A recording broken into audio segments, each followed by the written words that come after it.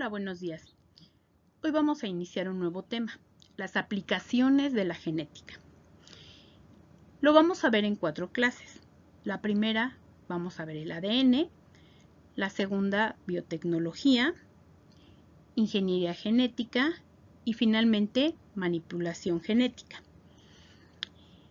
Quiero comentarles que precisamente la semana pasada, el 25 de abril, fue el día del ADN. ¿Por qué el 25 de abril? Porque es la fecha en que se publicó el artículo que Watson y Crick escribieron sobre la molécula de ADN, llamada la doble hélice. Y es en ese momento donde se da a conocer precisamente cómo es su estructura. Bueno, vamos a la primera clase sobre el ADN. ¿Quiénes han participado en los estudios en genética? Y por tanto del ADN. Primeramente, Gregorio Mendel, que este monje en su monasterio realizaba experimentos con plantas, básicamente de chícharo, y llegó a determinar cuáles eran las características dominantes y recesivas. Las dominantes, las que se presentan con mayor frecuencia, y las recesivas con menor frecuencia. Sus escritos quedaron ocultos, quedaron en el monasterio en el que él trabajaba, no se publicaron, y fue hasta después de 1900 donde se dieron a conocer. Después tenemos a Rosalind Franklin. Ella tomó rayos X de la molécula de ADN, la amplificó y es la fotografía que vemos ahí, donde se ve en el centro una cruceta. Esa cruceta indica que la molécula se repite y que lo más probable es que tuviera una forma de hélice. Para ese entonces, ya muchos otros científicos habían determinado cuáles eran las moléculas que formaban al ADN, pero no sabían cómo estaban acomodados en el espacio, esto es, su estructura. En 1953, Watson y Crick, conociendo los trabajos de Franklin, establecen la molécula del ADN. En ese año publican su artículo en donde dan a conocer al mundo cómo es esta molécula. Durante más o menos 9 años se siguen haciendo una serie de experimentos sobre eso y se detecta que efectivamente puede ser que así esté estructurado el ADN. Y reciben en 1962 el Premio Nobel de Fisiología y Medicina. En la actualidad, muchos estudios más que se han hecho, pues han comprobado que realmente la molécula tiene esa forma. Recordemos que hay 2 tipos de células, las procariota y las eucariota. Las procariota, como las que presentan las bacterias, su ADN se encuentra en el citoplasma, no está protegido por un núcleo, como ocurre en las eucariota que presentan un núcleo. La mayor parte del tiempo el ADN se encuentra disperso en ese núcleo, formando la cromatina. Cuando la célula se va a dividir, forma los cromosomas, que son estructuras evidentes. Los científicos buscan obtener estos cromosomas, separarlos para así estudiar el paquete de genes que cada uno de ellos presenta. Posteriormente, ellos desenrollan este ADN y ya pueden determinar cuál es la información para cada gen, si este fuera el caso en este fragmento. Veamos un video para ver cómo es la molécula tercera dimensión. Es una animación, no es tampoco 100% real, pero nos da una idea. Recuerden que todo tiene tercera dimensión, no es plano. Entonces veamos el video. Citoplasma.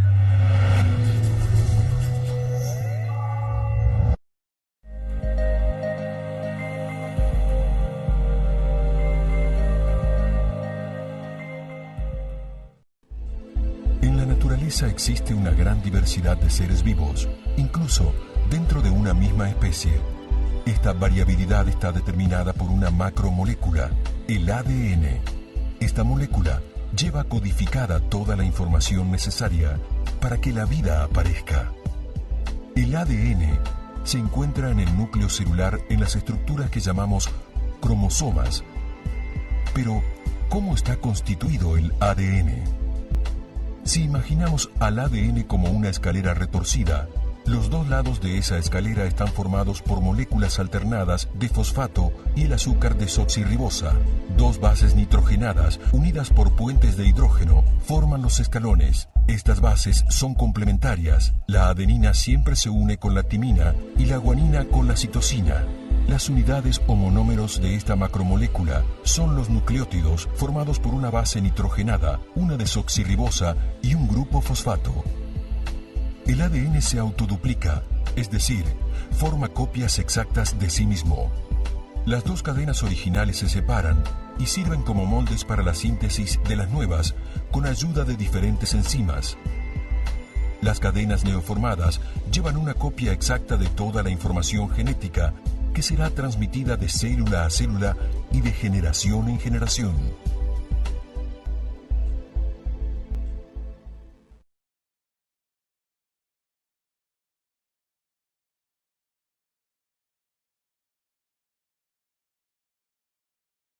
Seguramente en el video escuchaste muchos términos nuevos. Vamos a hablar de los niveles de organización químicos de esta molécula. Primeramente tenemos los elementos. ¿Cuáles la forman? Carbono, hidrógeno, oxígeno, nitrógeno y fósforo. Estos se unen para formar moléculas, en este caso el grupo fosfato, azúcar y base nitrogenada. Estas tres moléculas se van a unir para formar un monómero llamado nucleótido. Estos nucleótidos se unen para formar el polímero, en este caso ADN, que corresponde a una macromolécula. Veámoslo a detalle. Ok, aquí tenemos un monómero llamado nucleótido, formado por un grupo fosfato, por la unión con un azúcar y la base nitrogenada. Estas tres moléculas entonces se unen para formar el nucleótido. En el caso del azúcar, específicamente es una pentosa llamada desoxirribosa. Recuerden que se llama ácido desoxirribonucleico, desoxi precisamente por el azúcar que lo forma. Bases nitrogenadas hay 4, adenina, timina, guanina y citosina. Tenemos que estos nucleótidos monómeros se van a unir. ¿De qué forma? Este es un monómero, un nucleótido, formado por un grupo fosfato, azúcar, base nitrogenada. Y se une con el siguiente. Y así sucesivamente. Podemos notar entonces que se va a unir un monómero con otro monómero, o sea, un nucleótido con otro, por medio del grupo fosfato de uno y el azúcar del siguiente. De esta manera se constituye una cadena de ADN. Falta ver cómo es que se forma la siguiente cadena y cómo se unen las dos cadenas. Veamos cómo se forman las dos cadenas. Ya habíamos mencionado que se une un nucleótido con otro para formar una cadena lineal. Igualmente, aquí tenemos el grupo fosfato que está unido a un azúcar y luego a la base nitrogenada, y esto es un nucleótido. Y un nucleótido se unía con otro nucleótido para ir formando la cadena.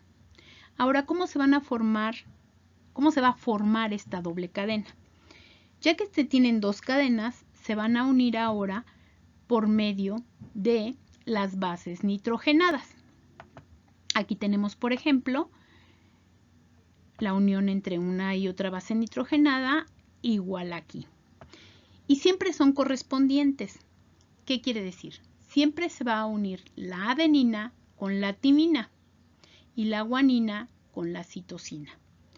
Algo que olvidé mencionarles es que las bases nitrogenadas siempre se representan por sus iniciales en mayúscula.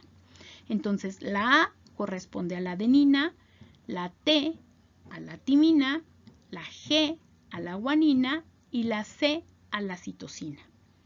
Y repito, siempre se va a unir adenina con timina, guanina con citosina. Y de esta manera, entonces ya se constituye la doble hélice. En lo que sería el ADN, las moléculas no tienen colores. Se les pone colores para que sea más fácil diferenciarlos. Esto es importante que lo tengas presente para que puedas realizar la actividad al final de la clase. ¿Qué habíamos visto? Que un nucleótido está formado por un grupo fosfato, una base nitrogenada y un azúcar.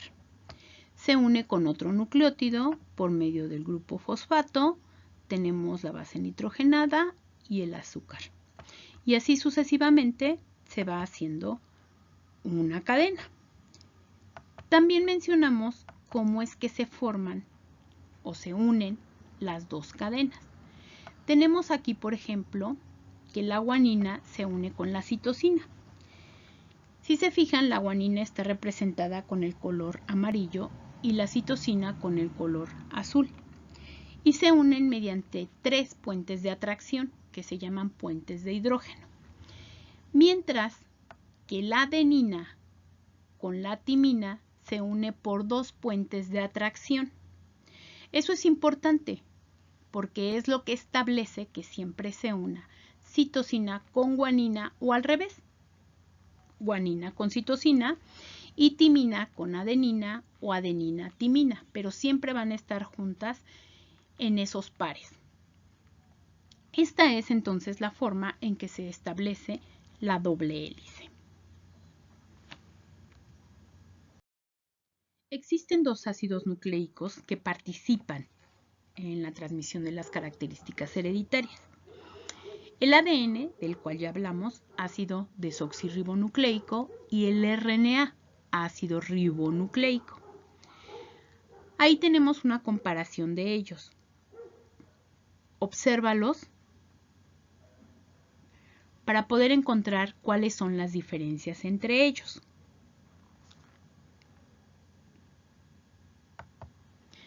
Una de las diferencias es que el ADN es una doble cadena y el RNA es una cadena sencilla. Por lo tanto, no se unen las bases nitrogenadas con otra base nitrogenada.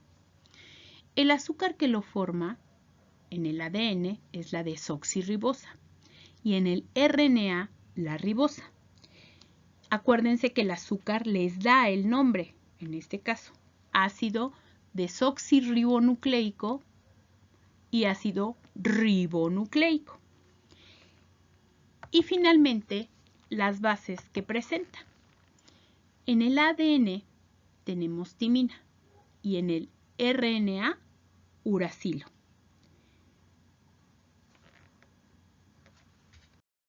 Finalmente tenemos que el ADN contiene la información genética.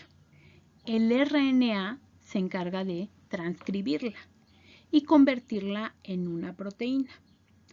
Cada una de nuestras características, el color de ojos, el tamaño, etc., no corresponden a una característica propiamente dicha que esté codificada en el ADN, sino más bien es elaboración de proteínas. La suma de las proteínas que tengan que ver con esa característica dan el resultado final. El número de pigmentos que vamos a producir, por ejemplo, da el color de ojos. Para tu evaluación deberás presentar la portada de genética, un dibujo del ADN, DNA o ácido desoxirribonucleico, en el cual se muestren las bases y la unión entre ellas, timina, adenina, guanina, citosina. Que se observe el grupo fosfato, el azúcar, la desoxirribosa, y que señales en ese dibujo un nucleótido. Si deseas un punto extra, elabora una maqueta. ¿Con qué material? Con el que cuentes en casa.